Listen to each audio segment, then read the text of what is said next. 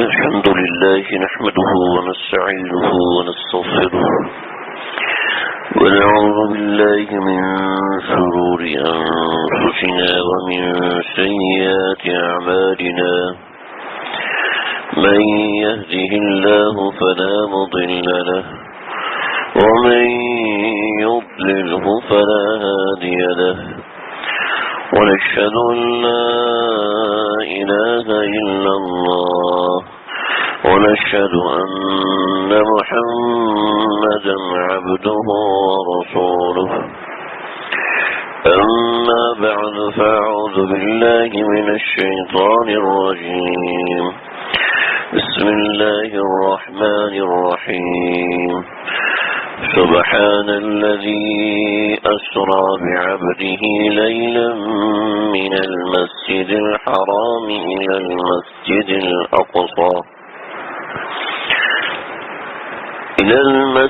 الأقصى الذي باركنا حوله لنريه من آياتنا إنه هو السميع البصير وقال النبي صلى الله تعالى عليه وسلم اللهم بارك لنا في رجب وشعبان وبلغنا رمضان صدق الله العظيم وصدق رسوله النبي الكريم. رجب کی آج یہ 22ویں تاریخ ہے. رجب کے مہینے کے اعتبار سے اور رجب کی کچھ مخصوص تاریخوں کے اعتبار سے کچھ باتیں ہمارے معاشرے کے اندر وجود پائی ہوئی ہیں جس کا علماء کرام نے صحیح حل بتایا، صحیح راستہ دکھایا کہ اس میں ہمیں کیا کرنا ہے.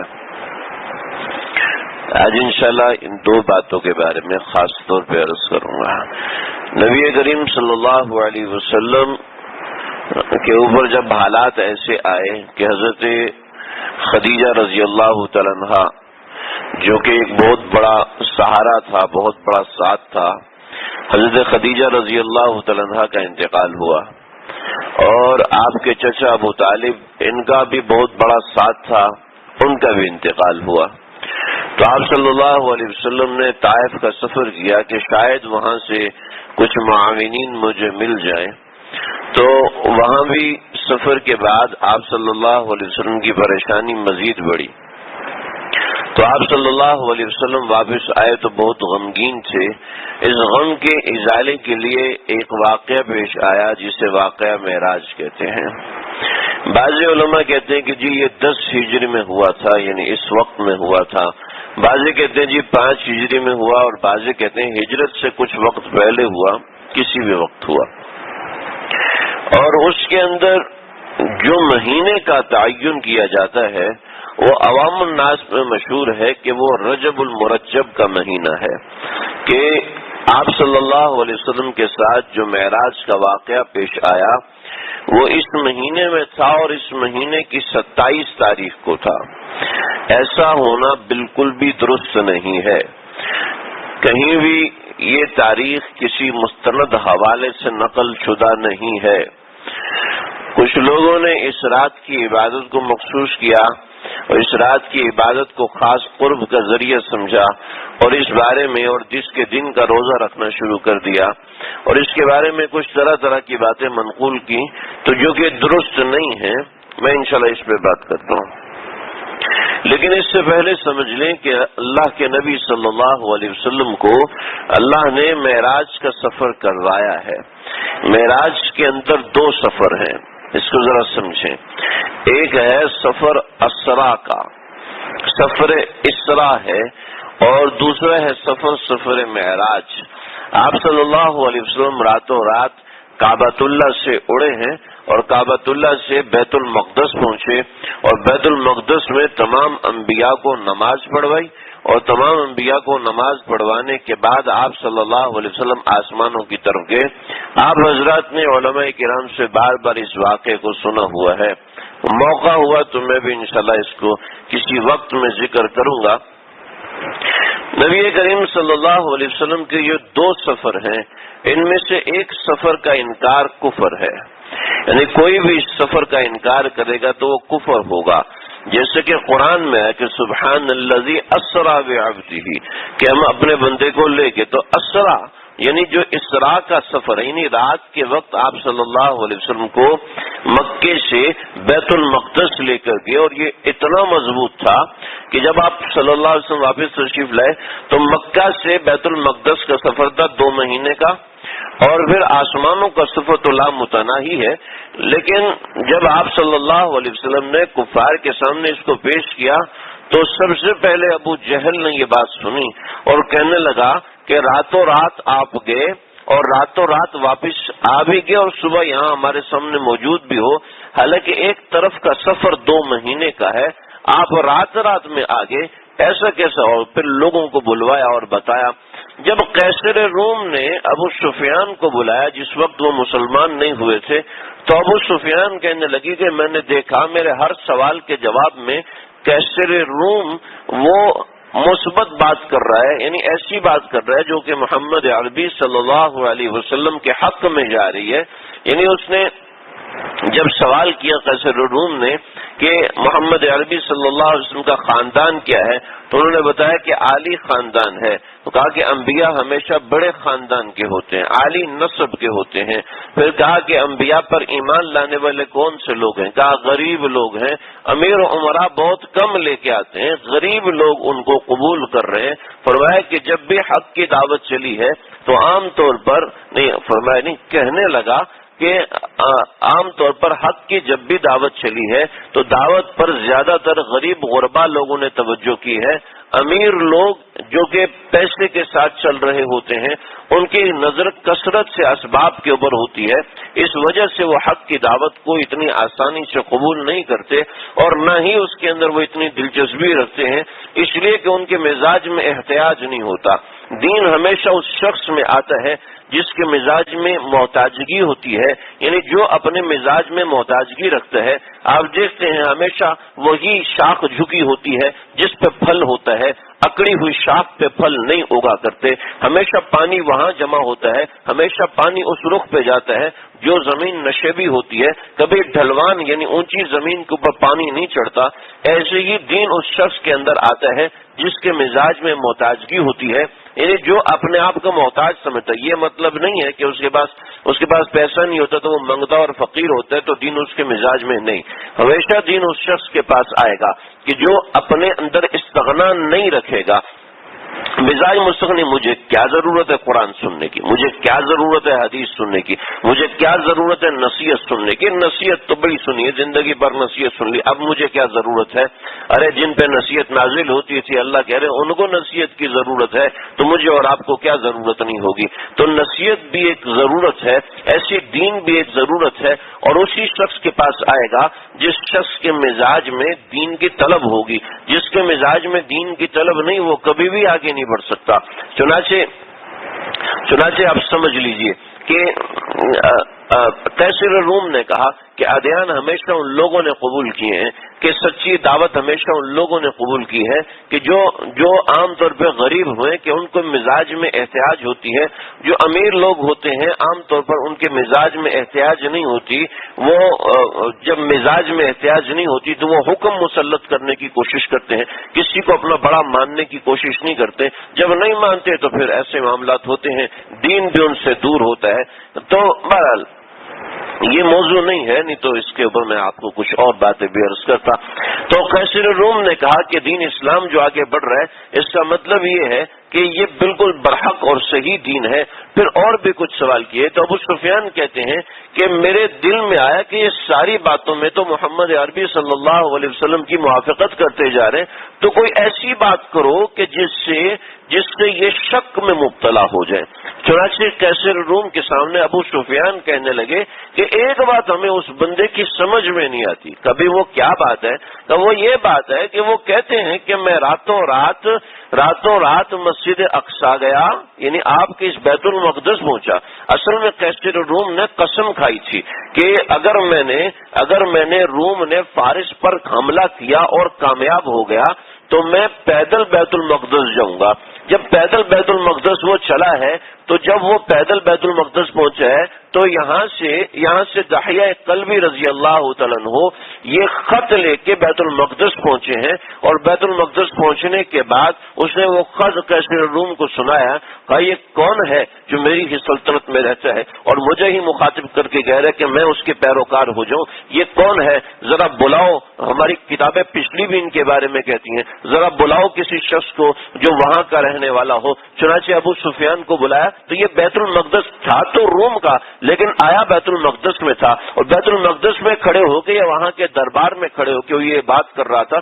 تو ابو سفیان نے جب یہ کہا کہ ہمیں ایک بات سمجھ میں نہیں ہے کہ وہ آپ کے یہاں بیت المقدس آیا اور راتوں رات واپس چلے گا، پتہ نہیں کہ 4 مہینے کا سفر اس کا دعویٰ ہے کہ اس نے 4 منٹ میں طے کر لیا، ہمیں یہ بات سمجھ میں نہیں آئی. تو کیسے روم پریشان ہو گیا. تو ایک شخص کھڑا ہوا جو کتابوں میں لکھا ہے کہ صاحب البیت یعنی بیت المقدس کا جو امام تھا وہ کھڑا ہوا اور کہنے لگا انی لعالم لیلتھا، میں اس رات کو جانتا ہوں وہ کون سی رات ہے. یہ جو بندہ بتا رہا ہے بالکل صحیح بتا رہا ہے، اس رات کے بارے میں مجھے بڑی اچھی شناخت ہے، میں اس رات کو کبھی بھول نہیں سکتا. ہماری کتابوں میں بھی لکھا تھا کہ ایک نبی آئے گا جس کو اللہ معراج کروائیں گے تو وہ بیت المقدس میں آئے گا اور بیت المقدس میں رات کو نماز پڑھائے گا اور پھر چلا جائے گا. اب رات کے وقت ہماری ڈیوٹی ہے کہ ہم نے دروازے اس کے بند کرنے. تو بہت بڑا دروازہ تھا تو ہم مل کے اس دروازے کو بند کرتے تھے. تو ہم جب بند کرنے لگے تو دروازہ بند ہی نہیں ہو رہا. بہت زور لگایا کہ دروازہ بند ہو ہی نہیں رہا. ہم نے ساری محنت کر کے تھک گئے، اور لوگوں کو بھی بلایا. جب اور لوگوں کو بلایا تو اور لوگ بھی آئے، لیکن زور لگایا دروازہ بند ہی نہیں ہوا. تو ہم بڑے پریشان ہوئے. تو میں نے کہا ایسا کرتا ہوں کہ میں اس دروازے کے پاس ہی بستر ڈال کے سو جاتا ہوں، اس لیے کہ بیت المقدس کے اندر امانتیں وغیرہ رکھی ہوئی تھی، میں یہیں ڈال کے سو جاتا ہوں، صبح دیکھا جائے گا. جب صبح اٹھا ہوں تو صبح جب میں نے اکیلے نے دروازہ بند کیا تو بند ہو گیا. میں بڑا حیران ہوا، پریشان ہوا. لیکن میں نے دیکھا کہ وہاں پر اونٹنی کے باندھنے کے بھی آثار تھے اور وہاں پہ قدموں کے چلنے کے بھی آثار تھے، اور مسجد بیت المقدس کے اندر کچھ لوگ جمع ہوئے ہیں اس کے بھی آثار تھے. نظر آتے ایک بندہ بستر پہ سویا ہے اور اٹھ کے چلا گیا، اور ایک بندہ بستر پر سویا نہیں ہے تو بستر کے آثار بتا دیتے ہیں کہ کوئی بستر پر آیا تھا، کوئی بستر پہ لیٹا تھا. ایسے ہی کوئی بھی جگہ پہ کوئی شخص ہوتا ہے تو سمجھ میں آ جاتے یہاں پہ کوئی شخص آیا تھا. یہ حسیات سے تعلق رکھنے والی چیزیں آپ حضرات سمجھ سکتے ہیں. مجھے لگے کہ میں حیران تھا لیکن مجھے سمجھ میں نہیں آ رہی تھی کہ بھی اس رات میں کون آیا ہوگا. میں نے وہم سمجھ کے چھوڑ دیا. اب مجھے سمجھ میں آیا کہ وہ دروازہ کیوں بند نہیں ہو رہا تھا. وہ دروازے کے سامنے آنے کے آثار تھے، اونٹنی باندھنے کے آثار تھے. باقاعدہ روایتوں میں آتا ہے کہ حضرت جبریل علیہ الصلوۃ والسلام نے وہاں پتھر کے اندر ایک سوراخ تھا، اس سوراخ کے اندر انگلی ماری اور اس کے اندر سے کچرا نکالا اور وہاں آپ صلی اللہ علیہ وسلم کی براق باندھی ہے. اور بعض روایتوں میں کہ نہیں، انگلی سے پتھر میں سوراخ کیا اور پھر اس سوراخ سے براق باندھی ہے. تو کہنے لگا میں نے دیکھا کہ وہ سوراخ بھی کھلا ہوا ہے. اس سے مجھے سمجھ میں آیا یہ بندہ بالکل صحیح کہہ رہا ہے. تو لیلۃ المعراج بالکل اپنی جگہ درست ہے، اور مسلمان کا یہ عقیدہ ہے کہ اللہ رب العزت نے ہمارے آقا صلی اللہ علیہ وسلم کو اس رات کی سعادت نصیب فرمائی ہے، اور اس رات میں آپ صلی اللہ علیہ وسلم نے اللہ کا دیدار کیا ہے.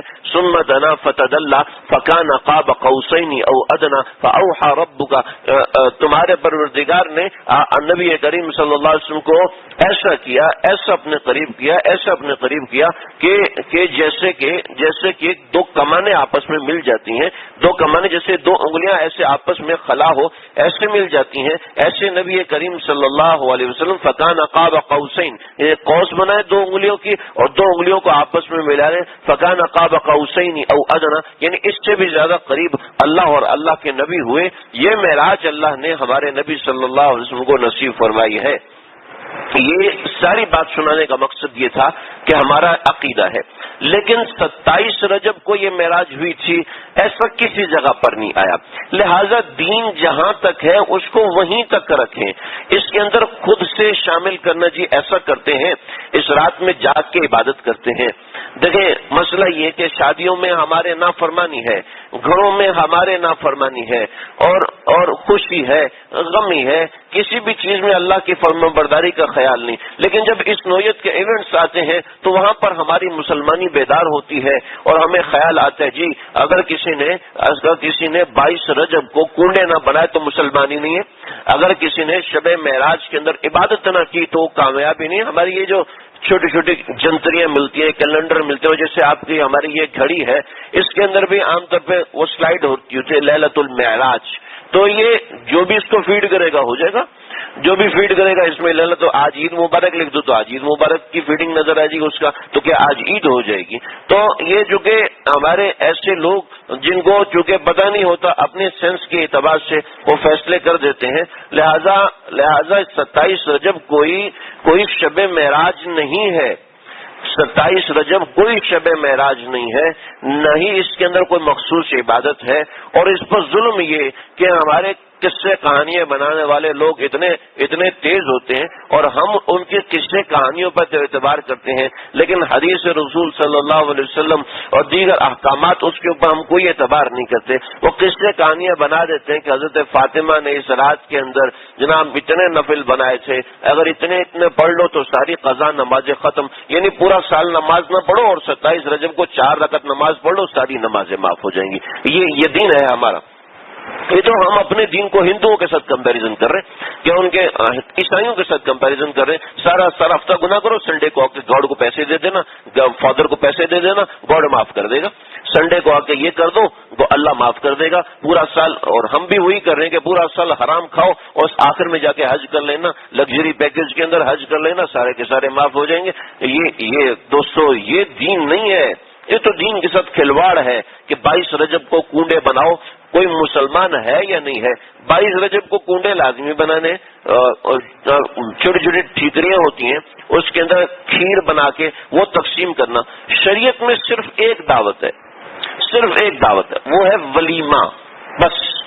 اس کے علاوہ کہیں اور کھانا پینا نہیں ہے، کہیں اور کھانا پینا نہیں، اور وہ بھی ولو بشاتن، چاہے تم ایک چھوٹی سی بکری سے دعوت کر دو، ولیمے کی دعوت اتنی چھوٹی سی مختصر سی رکھی ہے۔